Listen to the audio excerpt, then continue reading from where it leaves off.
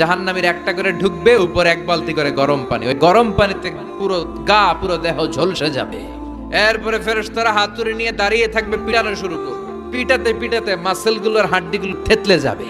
জাহান্নামের আগুনে জ্বলতে জ্বলতে যখন চামড়াগুলো গোশতগুলো ঝলসে যাবে, রব্বুল আলামিন নতুন করে চামড়ার গোশত গায়ের মধ্যে ফিট করে দিবে।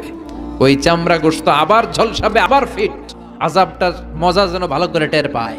একের পর এক শাস্তি শুরু এবার জাহান্নামে। যারা দুনিয়াতে আত্মহত্যা করছে, ছুরি মারছে, ওখানে ছুরিই মারবে। বিষ খাইছে, খালি বিষ খাবে। যে মেয়েগুলো ওড়নায় গলা পেঁচিয়ে এই আত্মহত্যা, তারা জাহান্নামের রশিতে আর ওড়নায় খালি আত্মহত্যা করতেই থাকবে। যারা স্মার্টফোনের ভিতরে ইন্ডিয়ান নায়িকাদের কোমর দোলানোর ডান্স দেখেছে, অশ্লীল ভিডিও দেখেছে, জাহান্নামের গরম শিক চোখের ভেতরে ঢুকিয়ে দেওয়া হবে।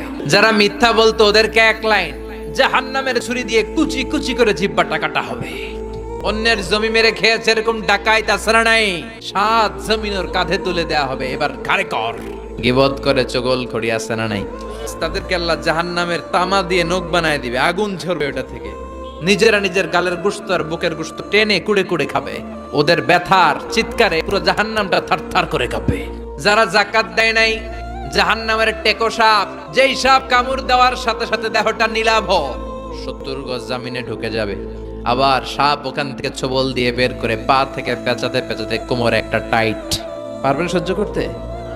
আল্লাহ জাহান্নাম থেকে তুমি আমাদের বাঁচাও।